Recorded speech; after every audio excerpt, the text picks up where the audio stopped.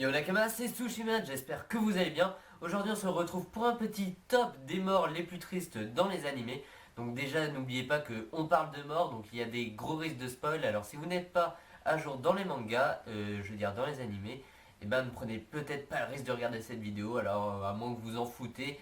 Et alors, et ben c'est à vos risques et périls. Allez, go!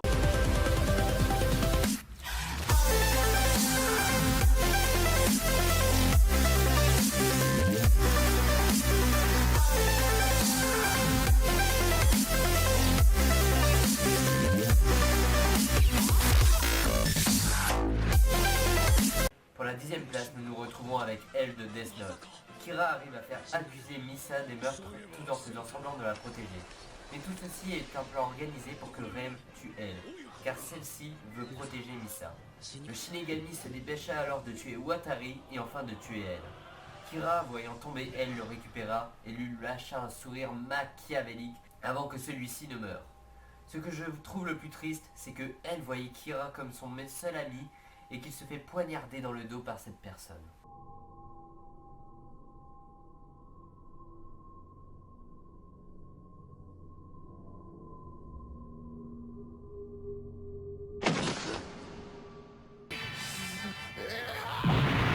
A la 9e place, on retrouve Miles Hughes de Full Metal Alchemist Brotherhood. Le lieutenant-colonel Hughes vient de se rendre compte que les plus grands dirigeants du pays sont peut-être en train de créer une pierre philosophale. En essayant de prévenir Mustang dans une cabine téléphonique, il fait alors tomber la photo de sa femme. Le sous-lieutenant Ross arriva par derrière et lui demanda de raccrocher. Mais grâce à un bouton mal placé, il se rendit compte que cette personne est en fait Envy, l'homonculus. Celui-ci remarqua la photo de Gracia et se transforma en celle-ci. Le lieutenant, ne pouvant tirer sur sa femme, se fit assassiner. Ce moment m'a vraiment ému, en voyant le colonel qui se fit tuer alors qu'il a aidé tout le monde, qu'il a aidé nos protagonistes, et qui en même temps était tellement drôle et tellement touchant en parlant de sa fille. C'est vraiment un moment très triste pour Full Metal Alchemist Brotherhood.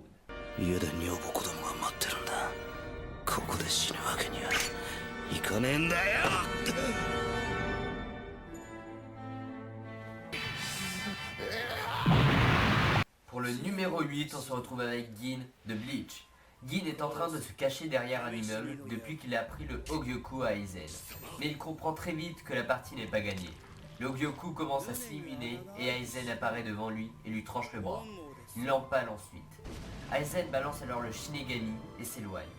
Gin m'a vraiment touché car nous remarquons qu'il n'a jamais été méchant, il voulait juste protéger Matsumoto. Celle-ci qui le trouva en train de giser sur le sol, le prit dans ses bras et tomba en sanglots. Elle qui éprouvait des sentiments très profonds envers celui-ci, et lui de même.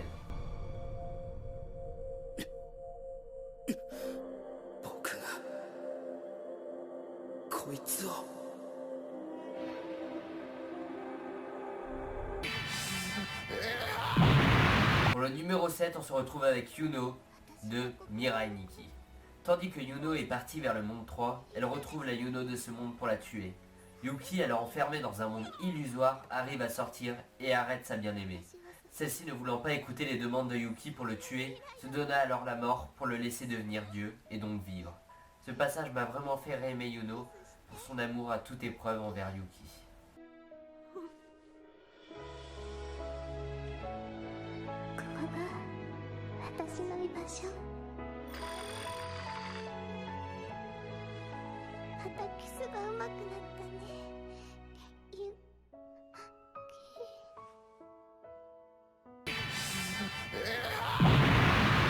Pour la 6e place, on se retrouve avec Mine de Akame ga Kill.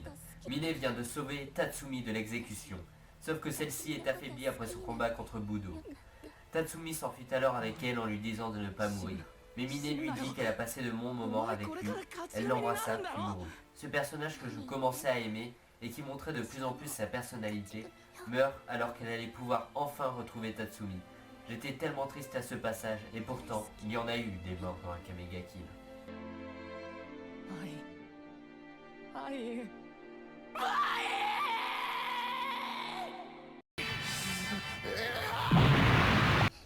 On se retrouve pour la 5e place avec Ayumi de Charlotte. Ayumi est en train de se balader dans les couloirs de son collège quand une fille sort un couteau et commence à l'agresser. Celle-ci lui explique qu'elle lui a volé ses amis. Yu, le grand frère d'Ayumi, se dépêche pour arriver avant la catastrophe.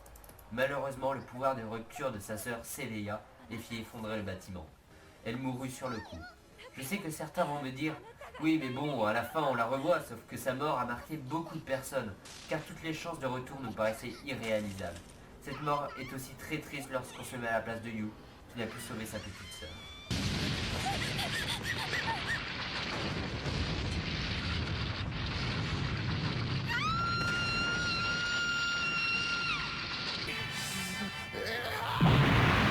Pour la 4ème place, on se retrouve avec le poulpe le plus connu de tous les mangas. Je parle bien sûr de Kolo Sensei.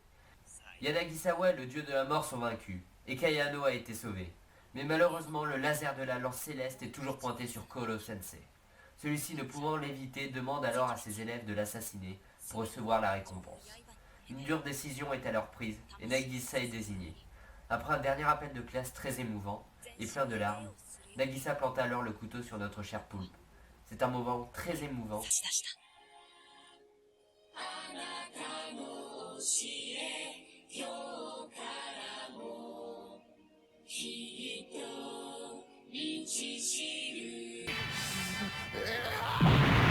On rentre enfin dans le top 3 avec Jiraiya, le plus gros des pervers de Konoha dans Naruto. Le célèbre ninja était en plein combat contre Pain. Jiraiya avait une opportunité pour fuir, mais même en sachant qu'il allait mourir en retournant au combat, il est reparti pour retrouver des informations. En retournant au combat, il comprit mais se fait transpercer. Avant de mourir, il laissa un message sur Fukasaku, puis il mourut en se noyant. Jusqu'à la fin de ce combat, il pensa à son village et pas à lui.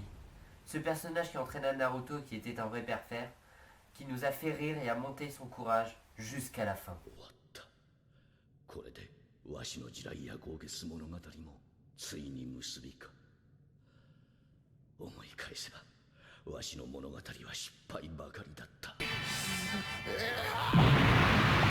Pour le numéro 2, nous retrouvons le célèbre Ace de One Piece.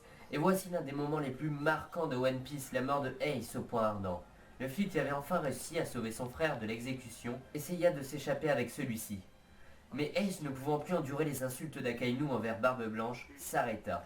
Luffy, à bout de force, tomba sur ses genoux pour ramasser la vive carpe d'Ace. Il se fit alors attaquer par Akainu. Ace protégea Luffy mais se prit le coup fatal. Le sauvetage aboutit par une défaite.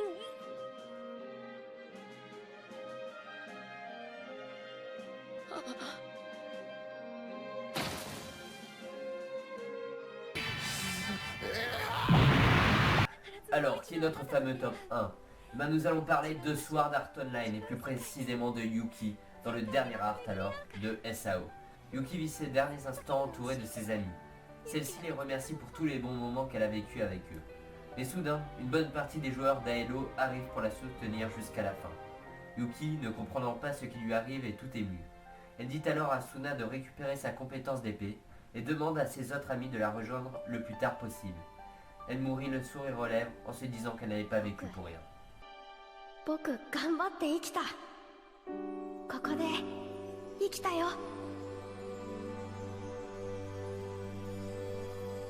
Voilà, j'espère que ce top vous a plu. En tout cas, moi, ça m'a vraiment plu de le faire. Si vous voulez d'autres tops, dites-le moi dans les commentaires. Alors, je vous propose 2 prochains tops. Un top soit sur les personnages principaux les plus cool dans les animés, ou soit un top des 10 meilleurs combats dans les animés. Si cette vidéo vous a plu, n'hésitez pas à lâcher un petit pouce bleu, à vous abonner à la chaîne, à parler de la chaîne à vos amis car c'est comme ça qu'elle progresse, et à partager la vidéo.